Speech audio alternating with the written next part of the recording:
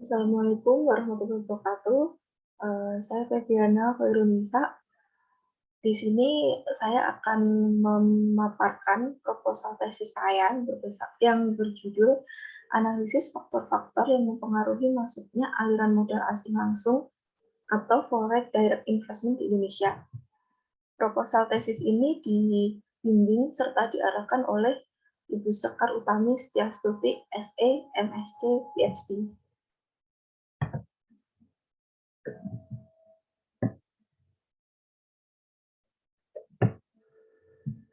Latar belakang dari penelitian ini adalah bahwa masalah ekonomi global yang terjadi telah mempengaruhi perkembangan foreign direct investment di Indonesia menjadi menurun, serta pertumbuhannya menjadi melambat. Kemudian, faktor domestik dan global yang tidak stabil juga mempengaruhi penurunan FDI di Indonesia. Astuti 2017. Investasi merupakan jantung bagi suatu negara. Hal ini karena pembentukan modal menjadi kunci bagi berputarnya roda perekonomian suatu negara. Foreign direct investment menjadi salah satu investasi dan sumber pembentukan modal bagi negara yang berkembang bahkan negara maju sekalipun. Selama beberapa dekade terakhir, sebagian besar negara-negara di seluruh dunia telah menjadikan investasi asing ini sebagai sumber pembiayaan. Foreign direct investment sendiri yang dibutuhkan suatu negara berbeda-beda karena setiap negara yang memiliki karakter masing-masing. Apakah negara tersebut merupakan negara maju atau negara berkembang? Melihat perbedaan aliran modal yang dibutuhkan oleh negara maju dan negara berkembang adalah bahwa negara maju biasanya memiliki kebutuhan modal asing yang relatif kecil jika dibandingkan dengan kebutuhan modal asing di negara berkembang. Nah, ini merupakan grafik aliran FDI di 5 negara di ASEAN: Indonesia, Malaysia, Singapura, Filipina, dan Thailand. Menurut data terbaru dari United Nations Conference on Trade yang tersaji dalam grafik di samping, bahwa perkembangan FDI pada 5 negara di ASEAN, yakni pada tahun 2000 hingga tahun 2019, memiliki perbedaan di masing-masing negara. Dari kelima negara tersebut, Singapura lah yang memiliki FDI paling tinggi, di mana pada tahun 2019 FDI Singapura mencapai 32,12% dari GDP. Pada negara Malaysia sendiri, FDI bergerak fluktuatif, tetapi pada tahun 2019 Malaysia berhasil mencapai FDI tertingginya, yaitu sebesar 5,7% dari GDP. Sementara Indonesia, Filipina, dan Thailand mengalami pergerakan FDI yang fluktuatif. Berdasarkan pemaparan dari grafik sebelumnya, Indonesia merupakan salah satu negara berkembang yang masih sangat memerlukan sumber investasi yang cukup besar untuk digunakan sebagai kepentingan pembangunan dalam negeri. FDI ini dapat berperan sebagai kunci bagi keberlangsungan ekonomi terutama di negara berkembang.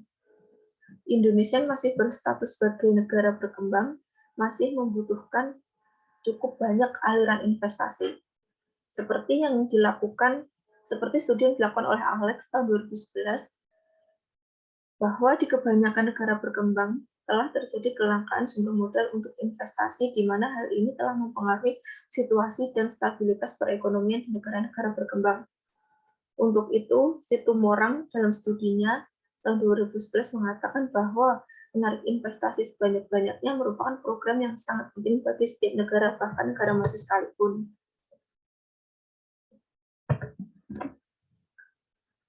Secara konseptual, penanaman modal asing ini dipengaruhi oleh kondisi penerima investasi asing langsung atau negara tuan rumah, atau pull factors, serta strategi yang digunakan dari penanaman modal asing tersebut atau kondisi global, push factors. Studi dari Pollard 2015. Nah, berbagai sumber literatur terus mencoba untuk menemukan faktor penentu yang potensial yang mempengaruhi aliran penanaman modal asing langsung, antara lain upah tenaga kerja, market size atau ukuran pasar, stabilitas politik, sumber daya alam, nilai tukar atau kurs, dan lain sebagainya. Sementara Syed and Jun tahun 1995 dalam Gandhi tahun 2014 telah mengamati beberapa variabel yang diperkirakan dapat mempengaruhi masuknya aliran investasi asing langsung di negara-negara berkembang dan menemukan bahwa political risk, GNP, GDP, nilai tukar atau exchange rate, dan terutama adalah wage cost, di mana variabel-variabel tersebut merupakan variabel paling menentukan terhadap masuknya aliran investasi asing di suatu negara. Nah, namun studi ini dilakukan hanya berfokus pada variabel pull factor saja, yaitu inflasi, CPI, GDP, ekspor, impor, real exchange rate, serta World Economic Policy Uncertainty. Serta penelitian ini hanya berfokus di negara Indonesia. Rumusan masalah pada penelitian ini adalah bagaimanakah pengaruh inflasi, PDB, ekspor, impor, nilai tukar real, dan World Economic Policy Uncertainty terhadap aliran investasi asing langsung di Indonesia. Serta bagaimanakah pengaruh variabel tersebut terhadap investasi asing langsung atau FDI dalam jangka panjang maupun jangka pendek. Tujuan dari penelitian ini adalah untuk menyelidiki pengaruh tingkat inflasi, PDB, ekspor, impor, nilai tukar real, serta World Economic Policy Uncertainty terhadap aliran investasi asing langsung di Indonesia. Dan juga untuk menyelidiki pengaruh variabel tersebut terhadap FDI, baik dalam jangka panjang maupun jangka pendek. Nah, kontribusi penelitian ini adalah salah satunya bahwa berbagai penelitian mengenai kondisi ketidakpastian kebijakan ekonomi dunia dan dampaknya secara bertahap telah menjadi fokus di kalangan akademisi. Hal ini juga diperkuat dengan studi dari Lee dan Yang tahun 2015 yang mengatakan bahwa penelitian saat ini mengenai ketidakpastian kebijakan ekonomi dunia sebagian besar berfokus pada investasi. Meskipun literatur dan studi mengenai ketidakpastian ini terus berkembang, namun hanya sedikit yang difokuskan pada hubungan antara ketidakpastian kebijakan ekonomi dan investasi asing langsung. Maka salah satu kontribusi dari penelitian ini adalah mencoba menjembatani kesenjangan ini dengan menganalisis pengaruh ketidakpastian ekonomi dunia terhadap FDI, khususnya di Indonesia.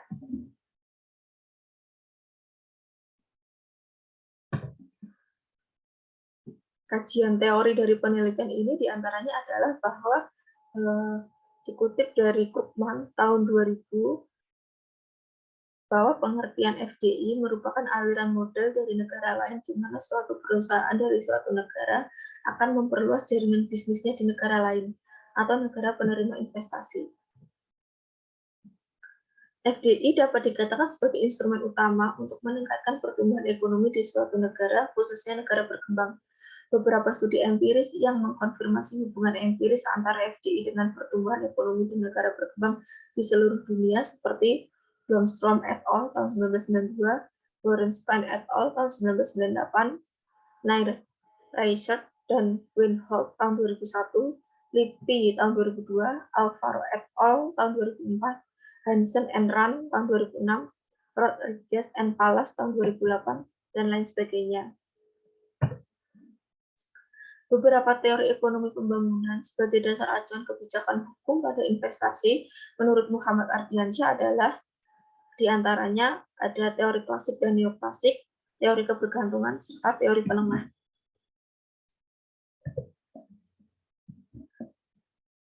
Beberapa faktor yang mempengaruhi investasi asing langsung adalah dikutip dari studi yang dilakukan oleh Muana Nama tahun 2001, terdapat beberapa determinan yang dapat menentukan aliran investasi asing langsung, yaitu tingkat suku bunga, teknologi, dan inovasi, kondisi perekonomian, peramalan atau harapan, profit perusahaan, serta kondisi politik.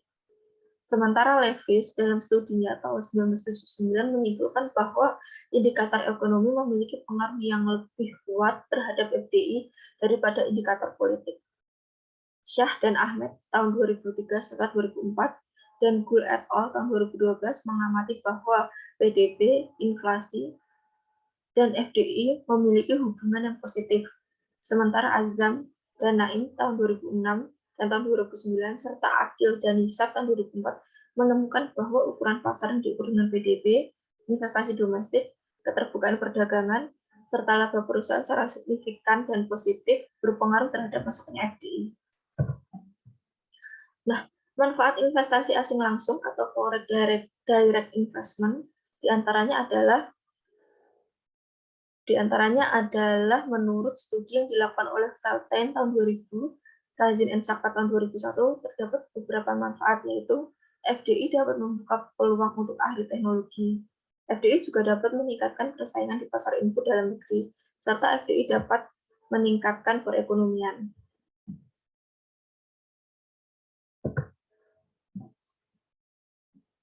Banyak sekali penelitian-penelitian terdahulu yang telah dilakukan, namun di sini akan ditampilkan beberapa penelitian demi mempersingkat waktu, yaitu penelitian dilakukan oleh Arvin Sahiti, DKK tahun 2020 mengenai determinan FDI di Kosovo tahun 2005 sampai 2008. Variabel yang digunakan merupakan tarif pajak perusahaan, upah, PDB, suku bunga, serta menggunakan metode OLS. Hasil yang didapatkan adalah bahwa semua variabel yang digunakan merupakan faktor penentu dalam menarik FDI di Kosovo. Kemudian studi yang dilakukan oleh Azam dan Ling mengenai determinan of foreign direct investment di India, Indonesia, dan Pakistan. Hasilnya adalah determinan FDI di Pakistan cocok dengan determinan FDI di India, tetapi variabel keterbukaan perdagangan dan konsumsi pemerintah tidak berpengaruh. Sementara untuk hasil determinan FDI di Indonesia berbeda dengan determinan FDI pada Pakistan serta India.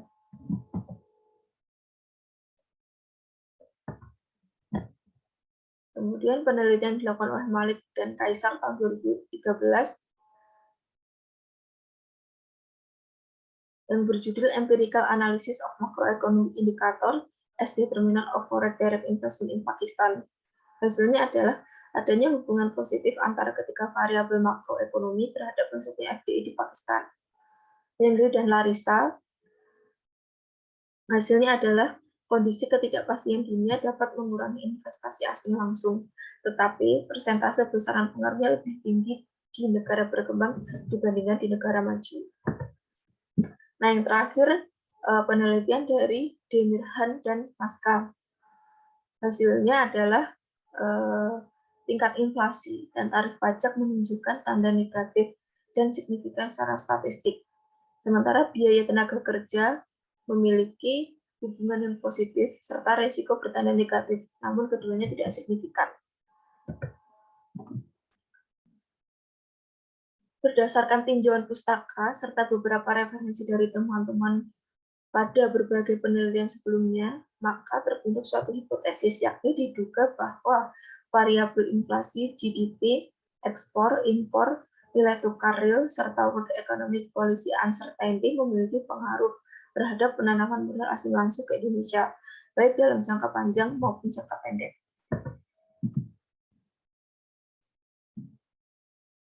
Penelitian ini menggunakan data sekunder dengan frekuensi kuartal mulai dari periode 2010 kuartal 1 hingga 2021 kuartal 1. Data dalam penelitian ini didapatkan melalui berbagai sumber terpercaya yang telah memiliki wewenang untuk menyampaikan informasi tersebut, seperti Badan Pusat Statistik, Bank Indonesia, Central Economic Indicator, Bank Dunia, International Monetary Fund, serta United Conference on Trade. Melalui data yang telah didapatkan, maka dibentuk 7 variabel utama, yaitu Foreign Direct Investment atau FDI sebagai variabel dependen, inflasi, GDP, ekspor, impor, nilai tukar, dan world economic policy uncertainty menjadi variabel independen. Nah, deskripsi dari variabel pada studi ini adalah foreign direct investment, gross domestic product, inflasi, ekspor, impor, nilai tukar real, serta world economic policy uncertainty, yang kesemuanya menggunakan satuan rupiah serta frekuensi kuartalan. Nah, selanjutnya Metode analisis yang digunakan dalam penelitian ini adalah Autoregressive Distributed Lag atau RDL. Faktor yang mempengaruhi penanaman model asing langsung di Indonesia dalam penelitian ini ditangkap dengan menggunakan model ini. Nah, model persamaan RDL ini dibentuk dengan mengadopsi model yang dikembangkan oleh Benazik dan Rami tahun 2016.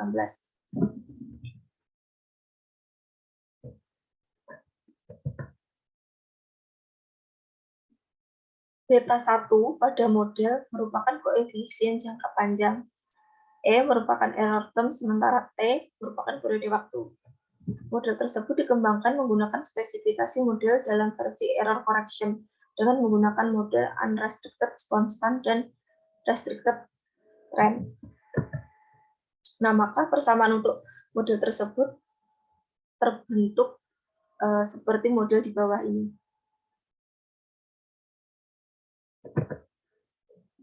Pada spesifikasi model error correction, variabel dependen dipengaruhi oleh variabel jangka panjang, yaitu alfa 1, alfa 2, alfa 3, alfa 4, alfa 5, serta alfa 6, yang kemudian koefisien dinamis jangka pendek adalah alfa I, beta I, CI, DI, EI, serta FI. Dengan notasi I dan M yang masing-masing menunjukkan lag optimal yang digunakan, serta ordo lag. Alfa 0 yang terdapat pada model di atas merupakan bentuk intercept, sementara U adalah error term untuk model unrestricted error term.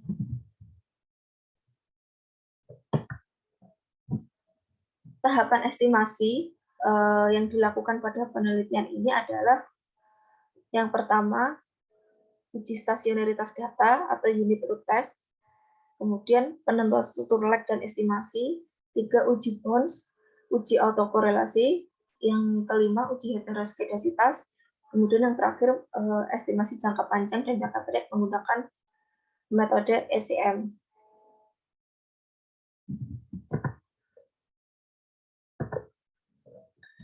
Sekian pemaparan proposal tesis saya. Terima kasih atas perhatiannya. Wassalamualaikum warahmatullahi wabarakatuh.